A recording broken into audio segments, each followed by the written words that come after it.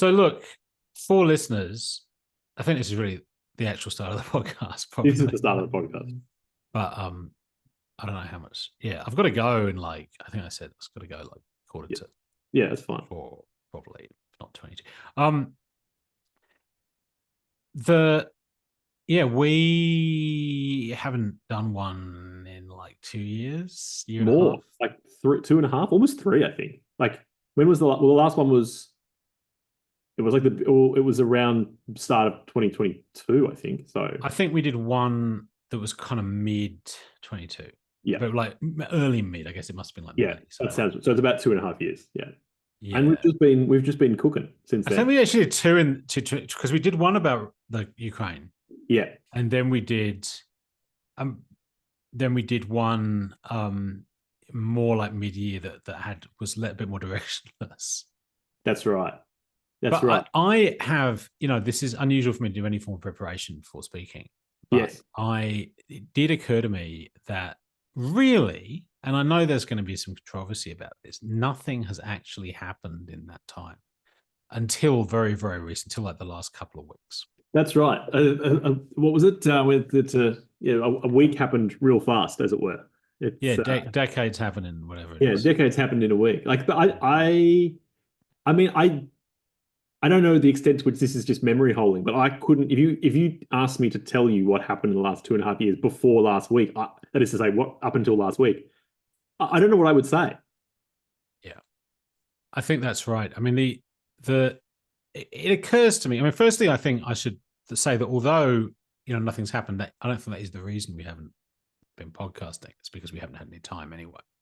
So it's actually, I think it's almost entirely coincidental that things have happened in the last couple of weeks and we're now podcasting. So that's just a kind of happy or unhappy accident. We'll leave the listeners to decide whether it was happy or unhappy. I believe the closest thing to something happening, and I think it sounds quite callous to say that nothing has happened in this regard. I think a lot of people very understandably want this to be something happening in some direction is Gaza. Absolutely. And obviously, I mean, my thought though is nothing's happened there in the sense that although it's kind of like bloodshed on a new scale, it's basically just the same thing. Yeah. That we've been seeing for decades. And sad though that is, and the attempt to turn it into something else, and a lot of people have been obviously trying to turn this into the moment where Israel is deposed from its position and they'll be face criminal charges or they'll finally lose. It's just they're not happening. And in fact, the evidence at this point in time is that Israel is really ascendant, like really surprisingly so, and that there's been no kind of significant negative blowback yet. Yeah, I have to say, I mean, I think that's right. I think that the events since October 7th last year do not represent anything radically new, or if they do represent anything radically new, it's something. It's merely that it's like a logic or a sort of behavior or policy that was already at work has simply become slightly more overt. Yeah. But what has changed, and I'm speaking more personally here, but I think there are a lot of people in the same boat as me, is that, and again, I'm speaking only for myself, but I think it's true of others, is that since October 7th, I feel as if I have become much more radicalized by those events, and I mean that just in the sense that I feel like, at least initially, like I was going insane. And I was explaining to someone the other day about the two like landmark moments for me personally in the last 5 years politically, and it would be Epstein dying and October 7th. Those are the two like moments for me, for better or for worse. And I think that since October 7th, my thinking has become, initially was not clarified at all. I actually became like fully like really blackpilled and like extremely upset by it all and very angry. But now I think this at this point it's been very clarifying. So in that sense, something has changed, but I can only speak for myself there. But I've spoken to others who feel at least adjacent to that. Yeah. I don't know how to respond to that, in the sense that I don't really feel I've experienced any significant like radicalization as a result of this. But as I say, I think that's because of my intuition is I don't think there was, for me, I mean, maybe this is one way in which it kind of for some people represents a kind of a political event. And I think especially for younger people who perhaps don't remember the last couple of iterations of Israeli assaults on Gaza, which obviously weren't as bloody as this by a long margin. They were much less destructive, but they were still nevertheless wanton destructive of thousands of civilians. And but I think obviously there's younger people who don't remember that, and consequently it's like a mask off moment for them or something. Yeah, but I don't really feel like I got any new information. But it's obviously not about me, But it's no, I think I was going to point out that I think, but maybe some of that is like age related or generational, in the sense that, the second Intifada happened sort of, early 2000s, when I was like sort of 12, and I knew what was going on, but I'm not going to say I had any kind of coherent account of what was happening in the Middle East in that sense. And then, in the last, war with Lebanon, that was like 2006, which again I was aware of, and I remember it upsetting me. But again, I don't think I had any kind of coherent kind of political architecture with which to understand it properly. So it's possibly true that it's just an age-related thing, that this was my first moment really seeing in concrete terms what has always been happening. So in that sense, that's why I say it's a personal thing. I don't think anything, but I think that's true of many of us, and at my age, and I think. And I think it also just speaks to there's a level of it was probably just naivete on my behalf that was stripped back. And it's not to say, not as if I was pretty black-pilled on Israel before that. So it's not to say I had some kind of naive liberal account of it, but I think something definitely shifted after October 7th. Yeah, I mean, this is interesting. I think what you're saying is absolutely right. I mean, actually, I think that if there's one thing here that has been slightly revelatory to me, the thing that's like slightly revelatory or surprising to me is the extent to which, particularly in this country, public discourse is somehow totally immovable, no matter how much public opinion shifts. And this is like genuinely kind of astonishing. And obviously I think this kind of gives people the idea that maybe something is going to change as a result of this. But that, I remember I remain very much nothing ever happens on this question. But to fully understand why nothing ever happens here becomes increasingly difficult. Like why? I mean, it's pretty simple in a way. Like, why is it that the Australian ruling class or the Australian politicians remain totally pro-Israel, despite the fact that there's no obvious like electoral calculus behind that? And you see the same thing in the UK. A bunch of Labour MPs lost their seats because of I mean, the UK is actually a whole other level, because they got rid of Corbyn essentially solely because of Israel, even in a period where that wasn't an acute question. So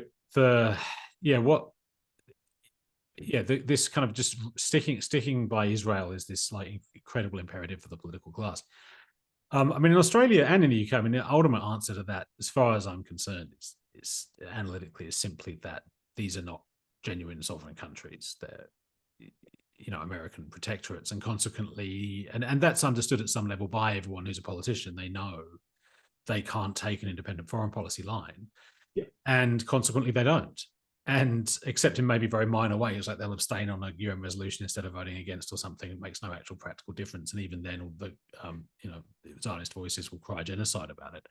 But this also speaks to something you've said previously, that at least in that domain is the only things in which you can actually sort of manifest, as it were, are entirely within the realm of this symbolic. That is, so the Australian Labor government, whatever, can make some kind of symbolic gesture in opposition to Israel, which, as you say, people will scream genocide or anti-Semitism. But there's no concrete change to the policy. Oh, sorry, to the nation's policy, because as you say, they can't be. They can't be. No. Yeah, and we assume, you assume if you try and do that, you get whittled. And that's right. basically, and everyone knows that. So that's the situation. And then we know it's well studied why America is pro-Israel. It's AIPAC, Israel lobby. It's the information is there now. I don't think it's really surprising. So, but this does lead very neatly onto the things that have actually happened. I felt there were 3 of these, but maybe in recent weeks, I think there's 3 candidates. I mean, one of them sounds a bit ridiculous, I think, but there's the election of Donald Trump. Yes. Which, so that was kind of surprising for me. I mean, to the extent that this has basically destroyed my entire summer research projected, like, because I was going to write a book about American politics, but it was really premised on the idea that he was going to lose. Yeah, pretty much, because I felt this, what happened in 2020 was that American politics had immunized itself against Trump. So the fact his ability to win is really quite astonishing. And I don't have a full explanation of it, let alone we don't even know what's going to happen. This is the other thing. So it's a kind of incipient event. Like, Trump has won, but God knows what's actually going to happen. Is it going to be like his first term where nothing happened? Or is it going to be is something actually going to happen? So, I mean, maybe it's unclear whether there's any kind of event associated with Trump at all. And apologies to any Badusians listening. I'm sure the Badusians have turned off this podcast years ago. But in any case, if any Badusians listen, they need to know I'm using the term event in a quasi-Badusian way. But, so send a stern letter to me about it. Sorry, yeah. So that was one. So the other 2, I'm assuming, are Syria. Yeah. And the third, I'm guessing, is the assassination. Yeah, I think so. I mean, that's like the fun item at the end of the news. That's like the feel good, because what's that? It's pretty spicy. Because maybe we can deal with that. I feel it's certainly spicy. I mean, it's everyone's loving it. Is it really politics, or is it just like a bit of fun? That obviously not for the gentleman who was assassinated, but everyone's just having a good time. People seem to be. Well, it's united right and left. I mean, there's something you and I got you excited about this. I allowed myself to get excited about it early in the year. And as you mentioned it to me this morning, and it seems now absolutely ridiculous that we got excited about this, which is Oliver Anthony, rich men north of Richmond, right? Rich men north of Richmond. When there was like a guy who did a song on YouTube which blew up, and I thought that was the beginning of like the change in American politics. But that obviously turned out to be nothing as far as we can now discern. I mean, how do we know though? No, indeed. Maybe that was the catalyst, and it was just unconsciously processed for 12 months. But this is it's all part of a rich tapestry, isn't it? In terms of, yeah. But it had a similar valence to Old Mates, to Luigi Mangione, right? Because it's both. It is his name, isn't it? It is. I just can't believe that's his name. Okay, I thought you were laughing because I hadn't adequately. No, Luigi Mangione. Like, I have to say, was it Gioni? I can't even remember actually what it is. No, but this speaks to what you were saying just before. Is that in regards to the sort of the ruling class, or at least the very least the media narrative's complete inability to shift according to like the shift in public opinion, because I just keep seeing articles about how, I mean, admittedly in the sort of, mainly liberal media, but like articles that are just about how shocking it is that this is an event that's being met with kind of, glee or delight or whatever, which just seems to totally circumnavigate what's actually happening here. Or I saw an even more unhinged article today, which almost looks like a caricature, and I actually can't confirm whether it isn't or not, because I didn't look into it. But it was something like, what was the name of the guy who got killed? What was his name? It's like Brian. Yeah, whatever. But it was like basically said Brian is the real working class hero. Yeah, I saw that headline. Yeah, I don't know if that's fake or not. That's literally an Onion article. I mean, I know it's literally now a joke. It's like a cliche to say something is literally an Onion article, but it literally is an Onion article. I mean, there's the fact that you could claim that in any way with a straight face is like mind-boggling. Well, I haven't read the article, if it does exist. I mean, I don't know. I genuinely can't imagine how one could possibly make. How do you prosecute that argument in any way? Well, I guess actually the one one form of this argument would be, and I have no idea if the guy had working class origins himself. Yeah, I mean that's the only way you could do it. But of course, Because that's I mean, the point. the one thing I do know about him is he did. I mean, for a guy who apparently made $50 million a year, he lived very modestly. I don't know why that was the case, but yeah. But I mean, this is an obvious point, but it's worth making. It's just like the media's complete inability to see a structural problem, or that there might be people who are seeing a structural problem, whether you agree with them or not. But the fact that this is actually being intuited and understood by a vast majority of people. Sure. I mean, I wonder how much people have just checked out of the media, but it's a difficult. Sure. I mean, I think there's a divide in our society between like media boomers who still live in the universe that's constructed for them by the media and everyone else who lives in something else. But, and I mean, having said that, though, then there's also these kind of left-right versions of reality which don't, even online, so don't have much to do with each other. Which is one reason why this event is so enjoyable, because as you say, it's bonded us together. Well, I don't think that's true at all, because what you see, sadly, but what you see online is like people of left and right are kind of sniping at each other. There was this initial left tried to claim the guy, and then it was pointed out, he read the Unabomber manifesto. He's one of us. He was really into Peter Thiel, wasn't he? Wasn't he like Thiel pilled for a while there? Whether he still was, I don't know. I mean, like it's funny because a lot of these guys and these assassins and so like mass killers, like you actually when you dig down, you look at the manifestos, and people go, oh well, actually, this guy was like had a bit of a weird grab bag of ideas, but of course that's how real individuals work, right? Like, right. Especially now, like serially online young men, like they're completely schizo in their sort of political orientation. A lot of the time, not all the time, of course, but a lot of the time. Like, yeah, this is not unusual. I mean, I feel like I was unusual. Maybe I don't know. I guess it's hard to know statistically whether this is the case. Like, I feel like because he posted on social media in his real name. He was kind of a, I'll have to bleep this, but normal fag, and normal fag, name fag. So what are we? But yeah, but I mean, not just a lib. Yeah, no, I mean, or even a centrist. Perhaps no. I mean, perhaps the more interesting. I mean, now we're really getting to it. This doubt is fading, but I even have some doubts as to whether it's even the guy. Oh, for sure. No, there's all kinds. I sent you something earlier today. There's a whole bunch. I mean, is he the guy? Was it a psyop? Like, what's going on? And I don't know. I don't know anything about this. And the more interesting thing, I think, or maybe equally interesting, is that thing you just sent me about how was him who did it or not, how it was that this guy was apprehended. And it seems like the official story about how he was apprehended, I mean, some like, fucking Macca's worker was just like, that's the guy. Yeah. The guy who had basically not shown his face other than once to flirt with a hot girl. Yeah. Like, there's just no way. There's just no way. It's absurd. But if that had happened, right? If you imagine like a random, actually the story has changed. I understand that the current story allegedly is that a patron, not a worker, right? Which makes more sense because the worker's not going to have the time, to like stop everything. I think that's the guy who did the CEO shooting. But if look, bottom line is that some random patron, and if they were themselves like an FBI employee or something, if you've got some random patron in this place who just calls the cops and is like, hey, I've got the like New York CEO killer in here.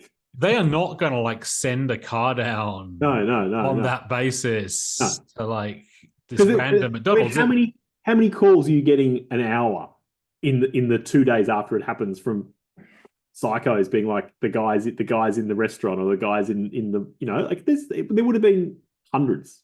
I'm trying to remember if he was apprehended by the FBI or the local police as well. Like, I guess if it was the feds, maybe it's more likely they would prioritize that. Yeah. Local police is not even. But I think what is becoming clear, or at least arguable, is that the way he was apprehended was via some form of facial recognition or some kind of surveillance. It's that, or it wasn't him. Like it's that, or it's just totally fake. Like right. Well, it's one or the other, or they surveilled this guy and he had characteristics that looked like him. They thought it's nailing. Sure. I don't know, but no, I think that's probably that narrative makes sense. The sense of it's like we have this facial recognition technology. It's rolled out all over the place, and normally they're not going to use it. But like, okay, this is like a very high priority for them. Yep. They don't want to let this guy get away with it, so they're going to actually start scraping facial recognition data from every fast food restaurant in America until they find it. Yeah. And I mean, that makes sense. I don't know. There's still this kind of question, like, was the guy legit? Like, his manifesto, very dubious, this kind of like very short, handwritten bad. And then also the smoking gun, literally, like the idea that he was still carrying around the murder weapon with him when going to McDonald's days later in a different state. There's no way. It's hard to believe, right? Even he himself has said that it was planted on him. Right. Since he was apprehended. So, which would make sense, right? Look, I don't know. Like, I mean, look, weird shit happens. I think people do dumb shit, but I just don't think someone who's just executed a CEO in public just holds on to the weapon. And also supposedly he like 3D printed it. And not just holds onto it, like keeps it at home, but carries it to McDonald's with him. Like he hides it. Yeah. Look, I mean, I think that the following is true. If you look at this analytically, there's first the execution of a CEO in broad daylight in the street is totally intolerable to the system. So they're either gonna frame someone, get a patsy, or roll out some exotic techniques. They're going to do something, and that's what we're seeing. There was a political need to have a victim here. Yep. So by which I mean him, perpetrator. Okay, that's clear enough. I mean, the question whether anything's happened here is really about whether what is the meaning of this? Like everyone's all, yay Oliver Anthony about it, right? But is it going to lead to a rash of CEO assassinations? This is the big question. So I unfortunately, since we last did this podcast, which is you yourself assassinated a CEO. Yeah, I have myself. No, I have, and this is a source of deep shame, which I wouldn't normally admit on a podcast, but here we are. It's necessary for the point I'm about to make. I now spend some time, as opposed to I used to spend zero time, I now spend some time on Reddit. And yeah, I know it's very bad. Far out. Yeah, it's fucked. It's totally fucked. You see, I wouldn't have known because you're wearing that hat, but had you taken it off, I'd see immediately the bald pate of the Redditor. Fuck, that's so true. Anyway, and there seems to be, and I spend a lot of time on sort of, I guess what you'd call like, I guess what you, in any other way, it would, don't know why I just said that I had a stroke. It would normally be called sort of like tanky orientated sort of Reddit threads, like, or just like, or subreddits. It's like, because the way you've got in this situation is you refuse to be on Twitter. Yeah, that's right. Like X as it is now, you can't even really lurk it. You just have to occasionally right. So and without that, you've gone on like a far worse form of the same thing. No, it's so much worse. Like, anyway, but this everything always gets worse. Anyway, personal failings aside. I'm going to admit candidly, actually, just to like give you a break. Yeah. But during a period I was off Twitter, I ended up on 4chan for the same reason. Yeah, I mean, yes, that's right. Anyway, so there seems to be like, and again, what you have to always remind yourself with these things is that everyone I'm reading is like 19-year-old retards. Like it's just no, they're like 35-year-old retards, man. Or both. Anyway, there seems to be they're both. They're people who are both simultaneously 19 and 35. That's people on Reddit. That's right. There seems to be like a real, and again, I think it's too early to tell whether this is a cope or not, but I suspect it is a cope. There's like a real cope that people seem to think that this action, this execution, is actually a kind of the beginnings of a kind of class awakening of some kind, right? And of course, not everyone. This is not ubiquitous. Like a lot of people are saying, "There's no fucking way. This is just Americans being kind of like, on the one hand, desensitized to violence in a general sense, on the one hand, and on the other hand, just being really fucking mad about their healthcare." And actually, there's no broader class awakening that's occurring here. That being said, I just think it's too soon to know what's going to happen. James. Yes. Nothing ever happens. Yeah, well, I mean, and this is apropos here because this has to be my view, because there is no, I don't see a line, because the reason this has blown up, everyone's like cheering it on, is because everybody already knows in America how fucked the healthcare situation. Yeah. So it wasn't a secret. Everyone knows. There's no moment of politicization here. Yeah. None. So and this idea that this is a new class war, it's creating class consciousness, which is very popular among Marxoids. And it's not happening. It's not going to, I mean, I've also seen people, the Marxist cope, which is like, this will change things because it will force CEOs to like go and live in gated compounds, and that will make everyone see, no, they already do it. The fact that he's out on the street, he could not have been out in the street. All it will mean is he doesn't get shot. That was what will happen now. The fact that he earns $50 million a year and doesn't have security is ludicrous. He could easily afford it, should have had it. They'll all have it now. Yeah. Who cares? The only thing that, and I think I agree with that, but the only thing I'm interested in, and this is obviously adjacent to this point, but maybe it's a non-political point, or its politics is only sort of on the surface. But I read somewhere say that, you know, which is not actually fact, just to be clear, this is not, what I read is not entirely factually true, but it's true in spirit, which is that basically before Columbine, there were no school shootings. Not quite true, but, you know, at least not as popular. And then post Columbine, it's something that just kind of happens all the fucking time, and especially now, and we're kind of totally desensitized to this. Oh, but it's stopped now. Well, I mean, when was the last one? Good question, actually. When was the last one? I mean, well, there was that one. There was the trans shooter with the hidden manifesto.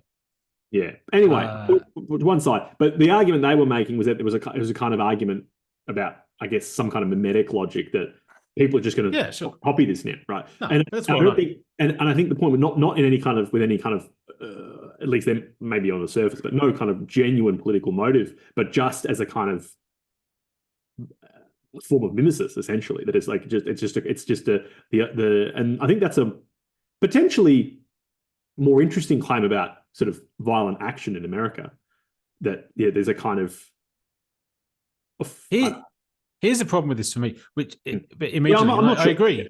No, but I think, look, I think it's almost impossible to deny that's true about school shootings. That it's mimesis, and possibly it's often the case it's memetics, right? As well. It's here's an idea. People are going to run around doing this now. The assassination of Syria, I mean, it's interesting. I mean, it's something that was big, you know, propaganda of the deed. It was something that was big, you know, 120 years ago. It's the kind of thing that happened if you're an industrialist in Prague in the early 20th century or late 19th century. Yeah, I mean, it was a thing. Maybe it could become a thing again. I mean, my immediate thought, though, is it won't, because of how hard it is to do. And I still don't really understand. I mean, this is another thing that goes to this question of what is actually going on here. How did this guy know to track? How did he track this bloke to this one place at this one time? It's crazy.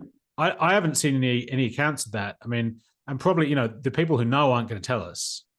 Yeah. You know, so to actually do that, like to go to a school and shoot a bunch of people in America, all you have to do is get an automatic gun, which is easy to do, and then go to the school and shoot people. Yeah, so it's very easy. Whereas the guy obviously did a lot of planning. Like it was, if it was fair dinkum, like it was done, really well executed, if you'll pardon the pun. And you know, or alternatively, it's sus, and actually it was a put-up job, and in fact that the guy was placed there, and you know, so that's also possible. But yeah, I don't think all these random Redditors, they're not going out there and taking pops at CEO. So I think it's so. I don't think this has any genuine eventual capacity, even though I put it on the list. Yeah, I mean, I guess the bigger question here, though, is, and I know we've discussed it in the past, but I mean, things have happened in. I mean, this is going to sound naive, right? But like, things have happened in the past. So, at what point did things stop happening? Well, no, I think things do happen. So when I say nothing ever happens, it applies here. Like, I think it applies when it comes to the question of Zionism, and I think it applies here. It doesn't apply. Whether it applies to the election of Donald Trump, to me, is still an open case. Yeah, but when you say like here in regards to the CEO shooting, what are we talking about? Are we talking about just capital, like this like the sort of capitalism? Like it's not like it's not capital. Yeah. I mean, you know, look, I'm joking around with the nothing ever happens thing. Like I think everybody is with that line. I don't think there's literally I don't think there are literal chuds who genuinely believe nothing, literally nothing ever happens. Surely But there's one. it's just a what's that? Surely there's one. There just must be one. Oh, well, okay. I mean, it's like a real literal, nothing ever happens literalist. But in general, the point is what people get, because you see people get constantly excited on the internet and be like, it's happening. Right? So they do. So the nothing ever happens is just a response to the it's happening meme, because people say it's happening and they say, people get super excited when something happens. I mean, in a classic example, which I don't really want to re-prosecute, would be the Ukraine war, when initially everyone was like, things do happen, because of course leading up to it everyone was saying, like me, it's not, Russia's not going to invade Ukraine. Then they did, and everyone was, holy shit. But then nothing else happened, right? I mean, lots of towards 1 million people have died, but there's no, that really just kind of keeps now that's just like a new fact. Oh, there's a war in Ukraine. Doesn't really change anything very much. So beyond, I guess so in this case, so this is interesting. What constitutes a happening?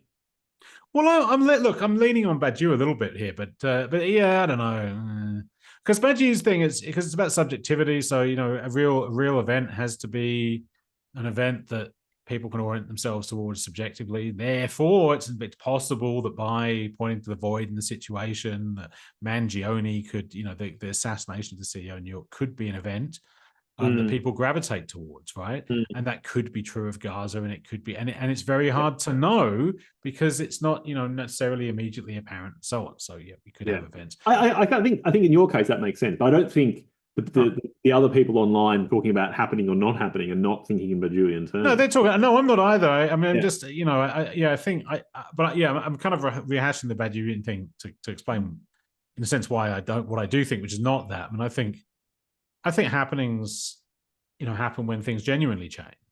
And there's genuine. So let's because we've got like 10 minutes left, but let's get on to Syria, because it's the one we've left on the table. Now there's a happening. Well, it's something that we didn't expect. It happened very, very suddenly. Things have changed. It would only be counted as an event in a Badiousian sense if you were criminally naive, I think. But a lot of people are. Because obviously it's a kind of political revolution in a certain sense, or like political change. So you could kind of go, yes, this will ground the, new Syrian self-understanding. But I mean, I mean, what's happened there is the geostrategic calculus has shifted, which hasn't happened, I don't think. I mean, actually, when it comes to the Gaza war, like nothing has happened in Gaza really, because the strategic situation, and here I guess I'm thinking happening in terms of geostrategics. So it's Hamas never posed any threat to the state of Israel. They've done a lot of damage to Hamas, I assume, but it doesn't matter because they were never a threat to Israel in the first place. Hezbollah was a little bit more of a concern, I think, but a bit hard to tell that Israel has really functionally destroyed Hezbollah. There's people saying different things about that, very hard to know, but that might be a little something. But with Syria gone too, things are really in motion, and I don't think it's clear where they're going to land. I know this is like a trope of the podcast and has been in the past, in terms of no one ever has any idea of ever what's happening at any time. But I think Syria is actually one of the few cases where that is actually genuinely true. Anyone who is being actually honest about the situation, of which there actually are not that many people, to be fair. No. But anyone who's being genuinely honest is claiming that they have no clue. They have really no clue. And also, I think anyone who has a genuine grasp of the situation, or at least a grasp of what they don't grasp, as it were, is feeling extremely ambivalent about it in terms of like what it all means, what it will look like in 1 year, 5 years, whatever. I think the only people I'm hearing like sort of celebrating in a kind of naive way, as you say, is the kind of the Jon Stewarts of the world, which is like, things are confusing, but this is let's just enjoy this one day. Well, it's the media narrative in the Western media, mainstream media narrative is very clearly in favor of this happening. Of course, they've been going to quite a lot of lengths to immediately construct a narrative, which they've been constructing for years anyway, because they had a long-standing anti, but they've dusted off this narrative and they're refreshing this narrative that Assad is a terrible guy and it's good they got rid of him. And that's therefore what the TV watching boomers believe. I'm actually very unclear where the kind of online young leftoids are with this one, because I don't know what they, because I think it's probably just very, very confusing for them because they're too young to actually remember that this war was happening. Yeah. And but obviously the left, online left are very focused on Gaza. I think it's very hard for them to kind of work out what the valence here is. But I think it's very confusing. I haven't seen people on the left really talking about it. Honestly, I think it's far too confusing for them. I've seen a few things, but not much. I think there's, at least in certain, like, again, I'm just gauging this on like online chatter, but like there's a few sort of, you don't see it much anymore, but there's a couple of, what you might call sort of left wing, I guess, like Assad apologists to some extent, but like not really. Like, and this is basically my position, which is just that like this seems just like bad in all ways, which I know is a kind of like cringe take, but I think in this case it's kind of justified because, yeah. I don't know about that. I mean, I guess because historically the Assad apologists are certainly the people I would have been identified with this issue, there still is and it's associated with tankies, the kind of anti-imperialist left. Yeah. I don't know how popular that really is among youngsters, but it's around, it's there in the space. Yeah, it's there. And those, people who have very clear kind of axis of resistance narrative, then those are people who are, and there are people who are relatively big who are kind of young, like Haz and Jackson Hinkle is his name. These kind of influencers, left-wing influencers. Yeah. But these guys, like that's around, and that's a narrative that's like it's pro-Palestinian, but also pro-Russian, pro-Iranian, that's right. Syria, right. And that narrative, and from that point of view, and I mean, I would no longer say I'm like one of those guys, but that historically is where I was located, and that's basically how I feel about this, in the sense of I just think it's, I think the collapse of the Syrian Arab Republic is like just a catastrophe with no redeeming good points. But that could be based on me being factually incorrect about things in some way. But I think it's a bit early to tell, because there's now this very weird the information space, like in terms of what's happening in Syria now, it's very hard to discern. There's a whole bunch of like Muslim accounts that I see on X that are like vociferously saying everything is fantastic in Syria. Everyone said it would be terrible if the jihadis win, but actually it's great where they've won and everyone's celebrating in the street. And then I see, videos popping up of people being killed like in real time, like in Syria for being members of minorities. So I'm like, okay, there's two. I mean, as with most things now, there's just two totally alternative versions of reality now, and I have no idea which one's true, because basically the footage is, I mean, it's all real footage. It's not like I think it's all like deep fakes or something, but it's like, is it from this event? Like, when you see one person getting killed, how representative of that? When you see people celebrating in one town, how many of them are really celebrating? So it's completely impossible to have any kind of knowledge about it. But I think I took it actually when you were talking about people not knowing what happens in Syria, is happening in Syria. It's more about the bigger epistemic problem for me is knowing why this has happened or how it's happened. The collapse of the Syrian Arab army in the space of a week, having like been this fighting force that had like basically won the civil war, which had gone on for years and years and years, and then to get rolled by 20,000 insurgents in a week, completely to the point of view the entire country collapsed, is totally wild. I can't actually think of any comparable military defeat in history. That's the power of the Toyota Hilux, baby. Yeah, but you think the Arab army, the Syrian Arab army, didn't have Hiluxes? I mean, good. I generally don't know. Do they? Maybe I think so. Maybe they use Tritons. Well, they had a lot of very informal stuff. They had a lot of tanks. I mean, they abandoned the tanks. I generally don't know what's going on there. And are people talking about this? Because I haven't seen anyone address this or how they were. I've had to dig really hard to get information about this. And the information I've managed to find from a couple of completely unconnected sources all says the same thing, essentially, which is that essentially the Turks just paid them off. Like they literally just gave bags of cash to senior generals to tell their troops to retreat. Many such cases, because there were there were two divisions. So in Aleppo alone, which is the first big city to fall, there were 20,000 soldiers stationed at two divisions, which was the same as the total number of rebels that were attacking in a defensible position in the city. Yeah. So the fact that they left, there's also like, was there cowardice? I think there's a whole, but I want to see a comprehensive post-mortem of this. I just can't. I find it really unfathomable. I'm tempted to say the bottom line here is there just was not the sentiment there at this point in time to defend the regime in Syria, or it wouldn't have fallen. So that's a thing, but I just can't see putting the question of Assad to one side. I cannot see anything good coming from the current situation. Like it just seems like, I know this is an overused word, but it just seems like a genuine clusterfuck. Like, yeah, it's kind of, I guess so. I guess it does depend a little bit on what you think good is. Sure. I know it's like the most trite philosophical, but I don't know what's your measure for something good happening. Like because I have this now long-standing idea that it's kind of basically Hobbesian idea that germinated with me 20 years ago when the Americans invaded Iraq, but has now really come to dominate my political perspective, which is ensuring peace and stability is just the primary good in politics. And that's of course it's bad because they had a measure of that and now it's gone. So that's bad.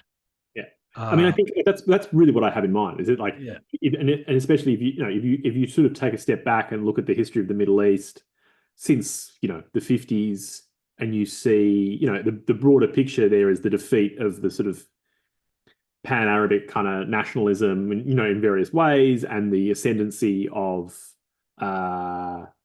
Islamic extremism, which, as we know, was in most cases funded by America in one way or another.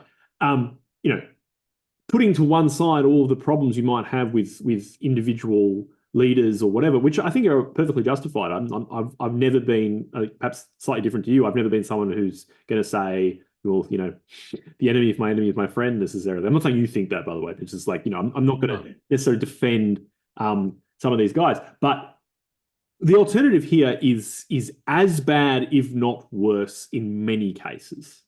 And if we do think, and I think I broadly agree with you, at least in broad strokes, that the goal of politics, at least in some regard, is stability, and just for the killing to end, right? Then this is just a fucking disaster. Yeah. And like the victory of like Islamic extremism in the Middle East over the last 50, 60 years, particularly last 30 years, is just a complete disaster for everyone involved. I get, but this is really the first time it's happened, though. It depends how victorious it is, because you can talk about ISIS, but that was a flash in the pan. And you can talk about the countries that are maybe I should say ascendancy, or just the kind of. Well, I don't know. It's interesting because it's I guess you could talk about Afghanistan if you want to have a slightly broad definition of the Middle East. Or you could talk about Iran, I suppose. But for me, the Middle East begins in Albania and goes all. No, just kidding. No. It's an interesting. What is the reason we don't put the Balkans in the Middle East? There's some. The geography here is murky, but I think. I don't think there's really.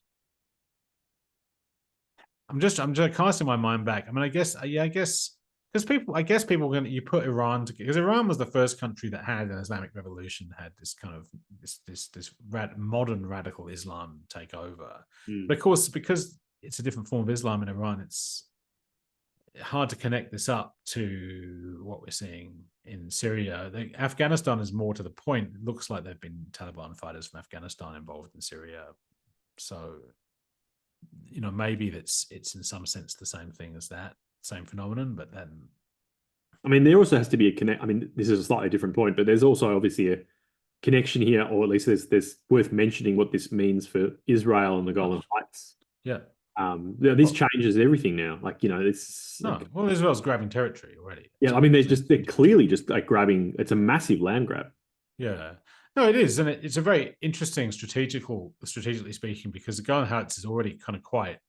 Although, in terms of Israel's own standpoint, it's been formally annexed into Israel. It's quite out on a limb geographically, and there's the extension of the into Syria towards Damascus is kind of making Israel even longer and thinner than it already was. So it only really makes sense in the context of what they're trying to do in terms of grabbing the West Bank, and that really has to be the long game. And look, there's something very interesting happening here. I don't know where the dust is going to settle, because it's very clear there's like a whole bunch of stakeholders in Syria. Like, That is the most unhinged use of that term I've ever heard. But I think highly appropriate. But appropriate, completely appropriate. Should always understand this to be the case. So yeah, I don't know. I don't know what's going to. Yeah, but it's very up in the air. I mean, I think the kind of pro-rebel narrative, which is both being run by the MSM in the West for God knows what reason. I think it's been tried. I mean, I think there's an attempt to kind of by the MSM to paint this as a kind of victory of the outgoing Biden administration or something, the liberation of Syria, which couldn't be accomplished under Trump. It's begun under Obama, and Trump failed to prosecute it. It's now been so, yeah, but it's a bit unclear, really. But I think it's the idea that this is going to produce a stable government seems quite fanciful. And I think the Libyan situation probably is the best analogy we have for looking what's going to happen. But the difference in Libya is in Libya, a bit like Afghanistan after the Soviets left, you just end up with a kind of civil war situation with different warlords and so on, and different cities held by different people. But the difference here is you have all these foreign powers on the ground. So you have Turkey on the ground, and you have Israel on the ground. So between those two, it can't be a genuine power vacuum in that situation. Well, they can, but they can in the kind of center of the country. Sure. Because I don't think Turkey's going to try and project down to Damascus, unless Israel tries to go into Damascus. I find it hard to believe that the Israelis have the appetite to try to occupy a city the size of Damascus. Now that would be a happening. But they keep doing stuff. Yeah. You don't expect them to have the capacity to do, and they keep I mean, the number of people who were saying when they went to Lebanon, Hezbollah's going to like smash them now, like they did in 2006. And the people are still saying, that happened. I mean, there's people still who, I mean, certainly, at least until Syria fell over, people were saying, actually, the Israelis, despite having only had, whatever it was, like 2% of the casualties inflicted on Hezbollah, that actually Israel somehow lost in Lebanon. But I don't think so. I think that was like a massive success for them. I mean, I just don't know either way. Like I've read. No, I don't know. I've read compelling accounts of both. Like, but I think, I mean, you were talking about Israel at the beginning of this. I know you've got to finish up in a minute, but like, you were talking about the ascendancy of Israel now, which I think is broadly right. But I wonder. I'm non-committal about this. I don't know, but I wonder to what extent that ascendancy is also, to some extent, the manifestation of a kind of broader historical death drive, in the sense that they just keep going, and it's like, surely at some point this has to backfire. Like, they are so consumed with a kind of bloodlust that it's just like, it seems impossible. And maybe this is just like the last. I don't know, but maybe this is just cope on my behalf. But to me, there's something in me that says something has to give at some point. And I'm not saying like, the international community will finally say no. I genuinely think America would bootlick Israel until every last person was genocided. Like, I really do think that. But I just mean in terms of like just the pragmatics of sort of geostrategy or geopolitics. Like, if you spread yourself this wide for this long, something has to give. I don't know. But I mean, I think I'm astounded that they can do any of the stuff they're doing. And I don't really understand how it's possible. Having said that, I think strategically, realistically, they understand that they have to do something extremely major ultimately. That Israel, I think Israel has to expand to become a much greater power if it's going to have any realistic medium-term survival prospect, which is crazy to think about because of what's needed to do it. But I think, how are they, if they're just this little country surrounded by countries that are fundamentally hostile to them, how do they survive? I don't think they can. So I think that's a good point, and perhaps they understand that. I mean, sorry, not perhaps they do. They do understand that they have a sort of a blank check, as it were, both literally and metaphorically, in a way that no other nation has in terms of their ability to act in a certain way. And they also now have rhetorical and political devices which are then distributed through various lobby groups in the media to prevent any kind of concerted opposition to that. No other nation actually has that other than the United States. And I would say actually the United States is nowhere near as successful as Israel prosecuting their goals.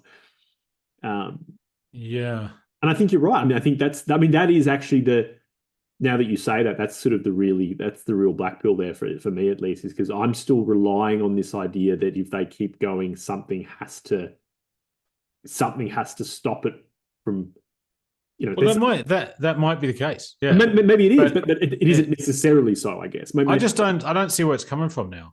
Yeah, that's the problem. The cope. I mean, it was always like, Iran's going to do something, and Iran's not doing it. Iran hasn't done anything consistently, and now now their capacity to do something is completely without Syria. What are they going to do? I think if you want to look at a negative prospect for Israel now, it would come through having a confrontation with Turkey over Syria that ultimately results in Turkey fighting them. But I don't know what, I think that's very unlikely. Surely that never happened. I shouldn't say never, but surely that doesn't happen. I don't think so. I wouldn't predict it. But I think that's now the most likely break on Israel's expansive ambitions. Because, I mean, what do you have? You got Egypt, which has 100 million people, but I don't think they can fight a war. You got Jordan, which is nothing, and also totally beholden to them. Speaking of things not happening, maybe one thing that has happened in the last 2 years, at least in some sense, is I don't know what you think about this, but at least it's arguable that what we've actually seen is the disintegration of what you would call like the international consensus. Like that's really what's that's like, and people are now cognizing that it's that this idea that if you do X, the international community will condemn you, and then that's it. Like it's just nonsense. But this is a fantasy, and this is so frustrating when I see people talking about Gaza. This idea. People believe in the existence of international law and the existence of international institutions, which were only ever kind of cant and a device for the West to do what it wanted. So that there's the idea. It's this kind of people kind of constantly outraged tweeting on X, like, how can this be allowed? Why? I mean, do you really not know? Like, is this really news to you? What are you? What I should qualify what I'm saying is that it's the end of the facade. Is what I mean. No, I don't think it is. You don't? No. Why is it the end of I mean, I guess there's people seeing through the, but they're not even. I mean, that's what I'm saying. Like, it's not. I could say it's what people are seeing through the facade. Didn't see it. Well, they're not seeing through the facade. If they were seeing through the facade, they would say, "Well, the ICC means nothing. This is all a joke. What are you talking about? Stop talking about the ICC." They're talking. Well, some people are saying that though. I mean, there's obviously some people have always been saying that. I haven't seen any evidence that anyone is getting red pilled about international law. See, I think I have no actual evidence for this, but my vibe check is that is what's actually happened. Yeah. But the vibes are important. I haven't seen it. I actually have to go, so we're going to draw it to close there. Well, I mean, things do happen. Nothing ever happens until it does.